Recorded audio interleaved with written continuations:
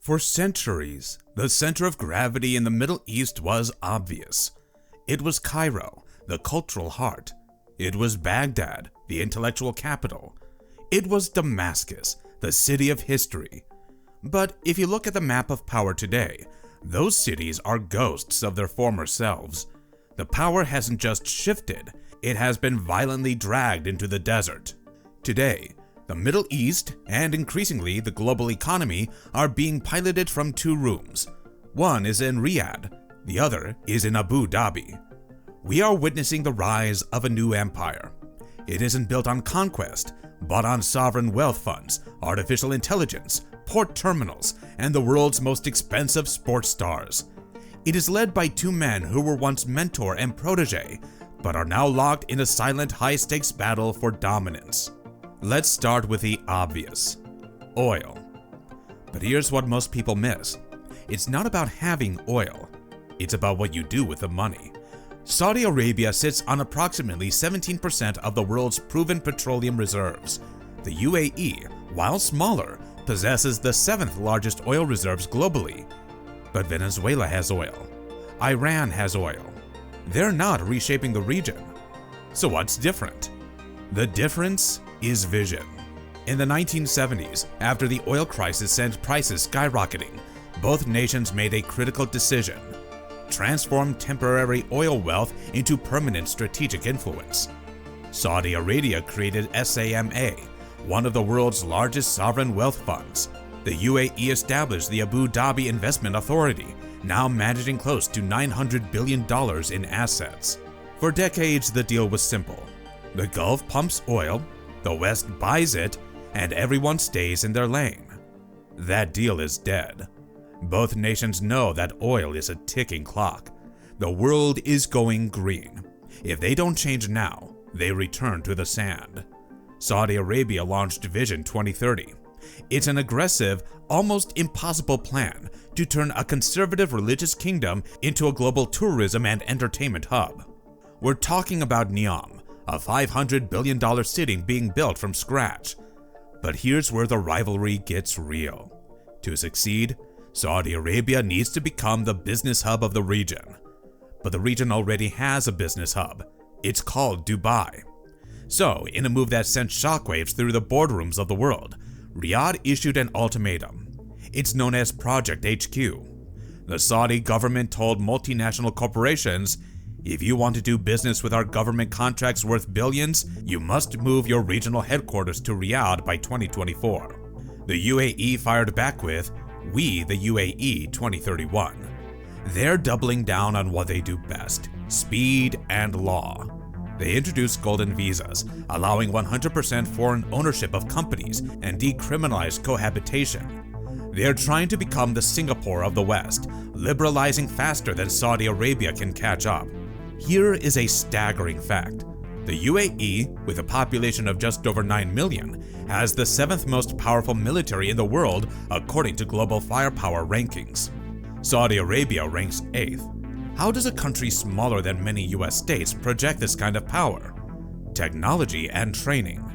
Both nations have spent decades purchasing the most advanced Western military hardware available. Saudi Arabia is the world's 2nd largest arms importer. The UAE operates F-35 fighter jets, making it one of only 9 countries on Earth with this capability. To understand how powerful Saudi Arabia and the UAE truly are, you need to look at Yemen, the catastrophe that proves their dominance. In 2015, when the Houthis took control of Yemen's capital, Saudi Arabia saw it as a direct threat to its regional power. The response was decisive: launch a military coalition that would reshape the entire country. The Saudi role was straightforward: unleash an endless campaign of airstrikes and maintain an air, land, and sea blockade of Houthi-held territories. But the UAE developed something more sophisticated. Rather than just conducting airstrikes, the UAE deployed its own ground troops. Over 1,000 Emirati soldiers on the ground at any given time, and created local proxy forces. The brilliance lies in the proxy strategy. The UAE doesn't directly govern Yemen's southern territories. Instead, it funds, trains, and arms local forces to do its bidding. This provides plausible deniability while maintaining complete control. On the surface, the world sees a humanitarian crisis, and there is one, with millions facing famine. But underneath, two wealthy Gulf states are remapping the political boundaries of an entire nation to their specifications, removing any leader or faction that doesn't align with their vision. Dubai has transformed itself into the financial hub of the Middle East. If you're doing business in the region, you're probably doing it through Dubai. The Dubai International Financial Center handles hundreds of billions in transactions.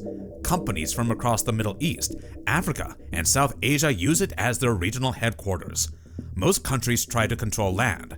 The UAE tries to control the flow. Through a company called DP World, the UAE operates over 80 marine and inland terminals across 40 countries. They don't just run the port in Dubai. They run ports in London, in Senegal, in Somaliland, in India, and in South America. Look at the Horn of Africa. The UAE realized that the Red Sea is the world's most important shipping lane. 10% of global trade passes through here. By securing ports there, they have effectively insured themselves against the Strait of Hormuz being blocked by Iran. Saudi Arabia is playing catch-up. They recently launched a new logistics strategy aiming to triple their cargo capacity. They are building the King Abdullah port into a mega hub. Saudi Arabia and the UAE don't control the Middle East through conquests that make the evening news. They control it through a combination of factors that most people never see. Massive sovereign wealth funds that purchase global influence, critical infrastructure that makes them indispensable to global trade, military interventions designed to look like regional stabilization efforts, and the ability to economically suffocate any nation that resists their agenda. Saudi Arabia brings oil wealth, religious legitimacy, and military might. The UAE brings trade dominance, intelligence networks, and the appearance of neutrality.